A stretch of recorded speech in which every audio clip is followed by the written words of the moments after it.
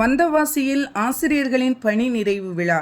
திருவண்ணாமலை மாவட்டம் வந்தவாசி அடுத்த கண்டவராட்டி ஊராட்சி ஒன்றிய நடுநிலைப்பள்ளியில் பள்ளியின் பொறுப்பு தலைமை ஆசிரியர் சக்கரவர்த்தி மற்றும் பள்ளியின் இடைநிலை ஆசிரியர் துரைராஜன் ஆகியோருக்கு பணி நிறைவு விழா பள்ளி மேலாண்மை குழு தலைவர் கவிதா அவர்கள் தலைமையில் நடைபெற்றது.